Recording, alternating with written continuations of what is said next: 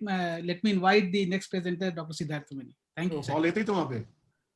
अरे. One more speaker. Two CD presentations. Sir. Okay. Okay, good evening, sir. Good evening to all of you, and thank you for inviting me. Let me share my screen first. And incidentally, and maybe fortunately, I will be talking on a case which is a really practical demonstration of what Dr. Vijay Trehan sir had shown extensively and discussed extensively in the last session. So it is actually a case of stent distortion by a wire, which is almost a real life demonstration. Let me, is my slides visible? I think so. Yeah, it's visible. Okay, sir. So it was a 61-year-old female, a hypertensive non-diabetic, having a class 3 angina. Hemodynamics was stable at presentation. And we this was the ECG which showed some STT changes in the inferolateral leads. And coronary angiogram showed triple vessel disease. I will come to the angiogram pictures, and patient opted for multivessel PTCA, and we planned only to intervene in the LAD and RCA. For the sake of time, and because LAD is not important from the point of view of the perspective of today's case, I will just run through the LAD portion. This was the osteoproximal LAD, and I just went with the routine stenting from left main to LAD. Following pre-dilatation, and I just showed the stenting slides so that I come to the next important part. So this was the final results in the LAD. Now I had to do the RCA. The RCA had a critical stenosis, almost you can see 95% in the mid part, and there was also a significant distal lesion. So I decided to deal with both the middle and the distal lesions, and as per the dictum, we have to deal with the distal most lesion first, but I thought of pre-dilating both the distal and mid part so that it helps to deliver my stent in the distal RCA, and also my pre-dilatation part will be over. So accordingly, I pre-dilated first the distal RCA with a 2 mm balloon, and then the mid RCA also, and I did some graded pre-dilatations in the mid RCA. First, following 2 mm, I did a 2.5 mm NC balloon, and then I also took a 3 mm NC balloon to pre-dilate the mid RCA lesion. And after the pre-dilatation, you can see this is the status after the pre-dilatation. I obviously gained some lumen area in the mid RCA, which seems to be adequate for my stent delivery, but obviously there was also some recoil. So then I took a 2.75 into 28 mm Pronova XR for the distal part, and the stenting was uneventful, and it was looking quite good. This was the post-dilatation of the distal stent first, and then I took a stent Pronova XR 3.5 into 18 mm for the mid RCA. And now you can see after I deployed the mid RCA stent, the RV branch, which was quite, I mean, if not very big, but it was quite significant a branch, which has got occluded.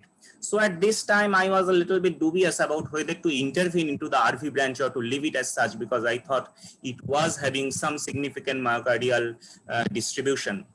So I finally decided to intervene into the RV branch. So I now took a Powerton flex wire, and I wired the, with some difficulty. It was a little bit difficult to negotiate the wire, but ultimately it went into the RV branch through the stent struts. And then I negotiated a 1.5 mm NYNC balloon, 12 mm balloon.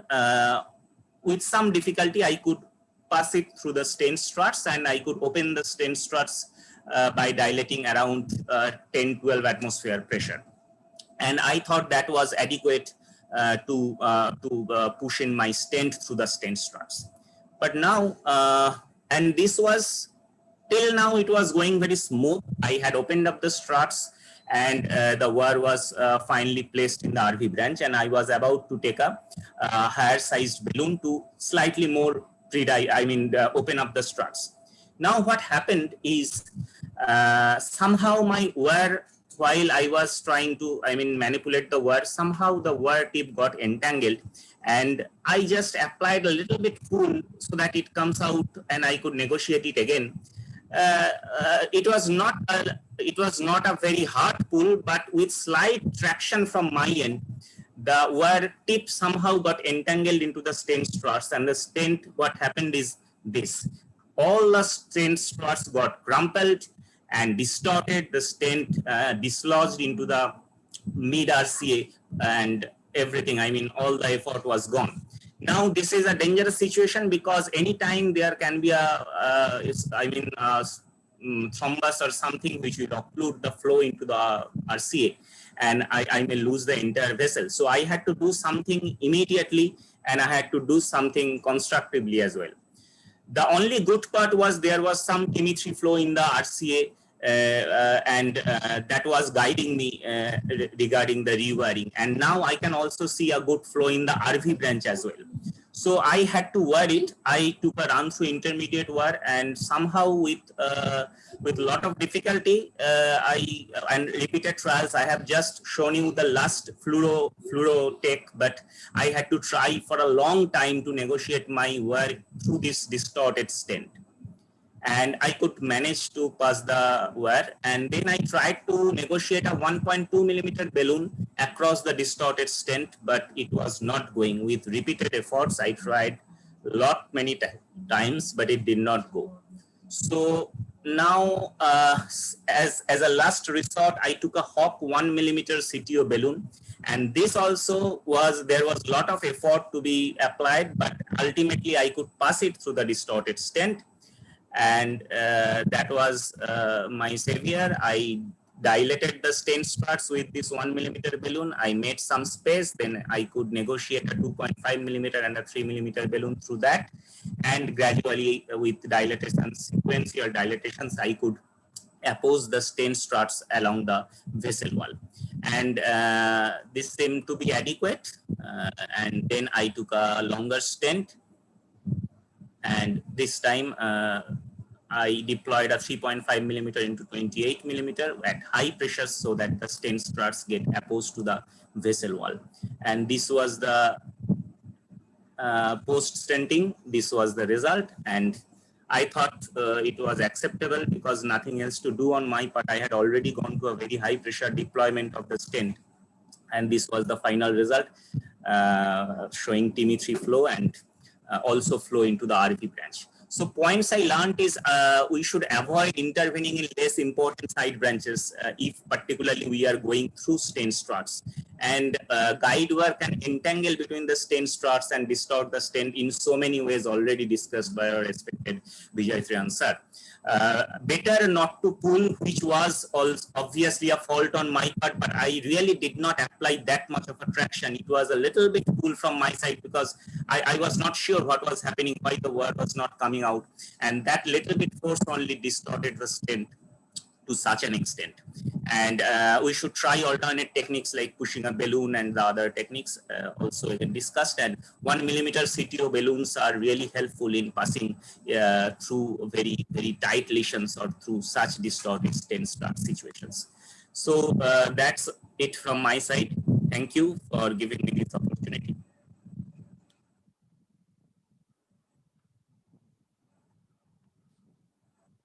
Yeah, the presentation showed us one or two learning things.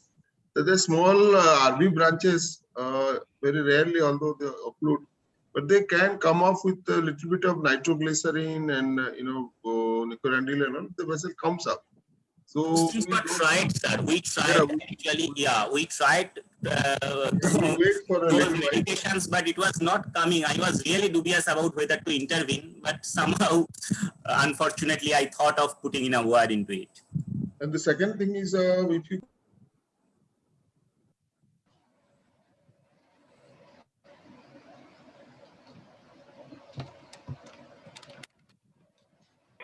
there are some Sir, please unmute yourself. I have made it. Max, sir, please unmute yourself, sir.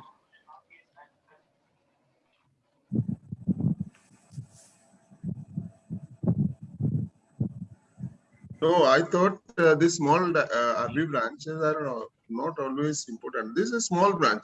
I thought why you are thinking of putting a stent into the small branch. No, This I was not branch- thinking of stent strut, sir. I was just thinking to open the RCS stent strut a little bit so You that did it. I You can. did it with a 1.5 millimeter. No, below. That is good sir, enough. that was enough. I was not thinking of putting in a stent. I was just thinking of dilating it with a slightly maybe 2 millimeter balloon, slightly higher size balloon. If I can open the struts a little bit so that some little bit more flow goes to the RV branch. I was never thinking of putting in a stent, but in that maneuver of putting a balloon and negotiating the wire, somehow the tip got entangled. I thought it was fine. It was a benign one. I will just pull the wire out a little bit and again negotiate it into. But in that maneuver, somehow it got entangled. Yeah. I think that is possible. Thank you, Siddharth. I think it was well managed, and we can take 1 or 2 comments, and then we can move on with the final presentation. If we have 1 or 2 comments. I think if there was no hemodynamic compromise, I don't think whether we should intervene or not with the RV branch. It is not of a very big value. But I mean, if we chase some smaller thing, then we sometimes end in a complication like this. What is happening in this case? Yeah, that was the first learning point from my side. Do not So intervene. if the patient is stable, there is no hemodynamic compromise. Sometimes the RV branch closes and there is a hemodynamic compromise. The pressure goes down and then we have to intervene. Then we have to open it. If the things are fine, then sometimes after some time that the flow gets into the RV branch and it gets opened up. The situation is like penny wise, pound foolish. Yeah. But nothing. That is what the presenter actually started with. That non-important branches should not be. That is the lesson he has learned, and I don't think he will never do such kind of things in future. And it's a lesson for every one of us that we should target only the lesions which are important, leave aside arteries which are branches which are not of any hemodynamic consequence. So great points. So we can move on with the final presentation. Dr. Debjyoti Sarkar, I think he's waiting for last 2.5 hours. Debjyoti, please share. Good evening, everyone. Hi from Siliguri. So here,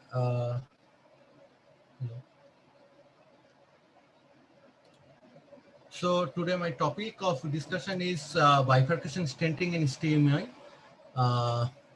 This is a lady, 64 years old lady. She had hypertension, dyslipidemia, and type 2 diabetes mellitus. She had a creatine clearance of 68 ml per minute, and she presented in the last month with STMI of lateral wall STMI. And although she has a preserved EF, but angina was continuing, and she presented to us around 8 hours after the onset of chest pain. So in the angiography, as you can see, the LCXOM has 0.11, but also the mid LCX also had a critical lesion. Mid LED has a 70 to 80% lesion. So we wanted not to intervene it at that setting, and we also basically we wanted to intervene the infarct related artery, and the RC was non-dominant and it was normal. So whenever we are dealing with a bifurcation lesion, as we know that what are the clinically relevant side branch lesions is that the lesions which has a size of more than or equal to 2.5, side branch length of more than 10, and it is being a complex bifurcation lesion because there is some thrombus containing lesion, that is the STMI is there, and we know that in STMI there is thrombus. So I had some confusions like whether should I go for a provisional stenting or should I go for a dedicated bifurcation stenting. But as we know that the RCA is very small, and in the LCX the thrombus burden is not very high. That's why I went for a decay crush. So now very important thing in this that there is an app called Bifurcate app, when the young cardiologists or young interventionists who cannot remember or who have some confusion in getting the steps of this dedicated, that is decay crush or such techniques, they can put they can on this app by some technicians, and that steps can be remembered through this app also. So basically, first I wired the both branches, BMW in LCX and Fielder FC in OM. Then the pre-dilatation of the main vessel, that is LCX, with the 2.75 into 8 millimeter NC in LCX and 2.5 into 10 millimeter semi-compliant balloon in OM branch. Next, after also the proximal part of the LCX was also pre-dilated. Then I put a 2.5 into 15 millimeter drag-eluting stain, that is Resolute Onyx, in the OM, and 2.75 into 8 millimeter NC balloon into the LCX. Then that 2.5, that stent is deployed at OM in 12 millimeter. Then the wire and balloon from the OM has been withdrawn, and the first crush was there done with a MV balloon, that is 2.75 into 8 millimeter NC balloon. That is the first cross. Then again, first cross, very important thing is to cross through the proximal start with the same Fielder FC wire. Then the NC balloon 1:1 ratio was advanced to the main vessel, and 2.5 into 8 millimeter NC balloon was implanted deployed in the side branch OM, and the first kissing was done. And here the first kissing is usually a two-step kissing. Usually I have not shown that step. In the first, usually the main vessel was dilated with around 14 millimeter, 14 atmosphere. Then after that, the OM balloon was inflated around 14, and then simultaneous kissing was done around 10 to 11 atmospheres. Now the wire and balloon from the side branch was withdrawn, and 2.75 into 38 millimeter Resolute Onyx stent was kept in the advanced into the LCX, and then the main vessel stent was deployed, crushing the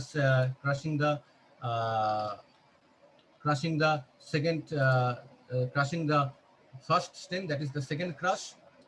Then first pot was being done. This is very important to do the pot.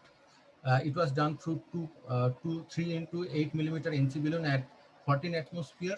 Then rewiring done. That is the second cross.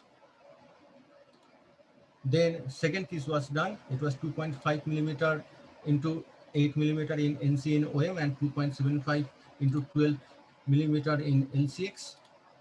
And low magnification angiogram was done to rule out any distal edge dissections. And then final pot was again done with 3 into 8 millimeter NC balloon from distal to proximal.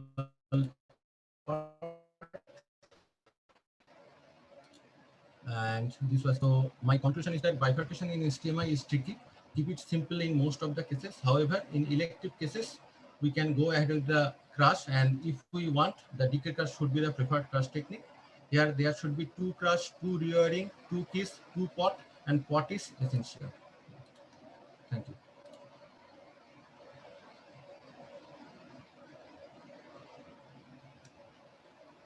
Thank you, Deputy. It was excellent demonstration of all the steps of decay crush technique. And Dr. Hajra, Dr. Nayak. Yeah, what was the guiding size? Guiding size was a 7 French EBU.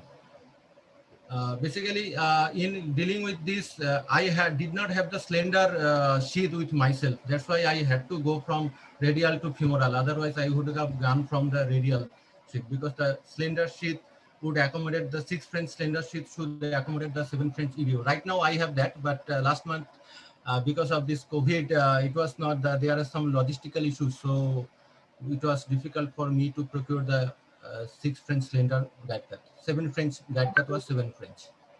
Right. It's not absolutely contraindication of taking a 7 French femoral sheath into radial. So if the patient is well built, you see that vessels could be a well-sized vessel. The only thing is with the radial kit, you have to take the 0.35 wiring, and then you can take your 7 French sheath. We have done a lot of cases with the existing sheath and do bifurcations in complex cases. Nice case. But do you have any imaging in your lab? No, sir, I don't have. Sir. Would you like prefer to Yeah, have? definitely. Basically, I have asked last year. I have asked our hospital management for the IVAS, but as the corona has come up, that's why they did not want to spend the money I on asked you one more IVAS. question. I asked Yeah. one more question. Why did you choose a DK class? Why not, like, you are looking young body and you are quite promising intervention cardiologist, good hands. Yeah. But why did you prefer a complicated procedure in stent? Yeah, so basically the thrombus burden was less. That is the only thing, and patient was hemodynamically stable. That's why I used the DK class. Otherwise, I would have gone for a provisional stenting. In all the patients who are hemodynamically unstable, like patient is riddling in angina, I always go ahead with the provisional stenting. That is the only the stenting of the main vessel.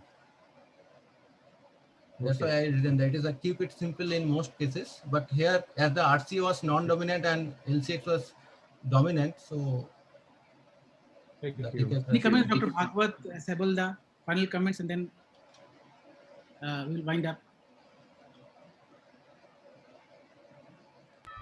I think it was a good session that, and there are a lot of teaching cases by both Professor Vijay Tiran and Professor Vijay Bang, and some of the good presentation. Even Debjyoti had presented his bifurcation technique of DK Crash, very involving all the steps, including all the steps, and these apps which have been developed by Mount Sinai are actually very good apps. You can all have on your phones, and it will help you in case if you are going not according to the steps and you are finding any difficulty. These apps are very handy. Yeah, thanks, Dr. Girish. So I think we have come to the end, and a huge thanks to all the chairpersons, expert panel, all my senior teachers, seniors, and the national, international faculty members, all the delegates. And every good thing has to come to an end. And so we are concluding the session. Thanks again for being here. And congratulations, Dr. Dilip and Thank Dr. you. Sunandan, for organizing such a wonderful Thank you very meet. much. Thank you, sir. Thank you. Thank you, everybody. Nicely organized meeting. Thank you. Thanks, sir. Thanks a lot.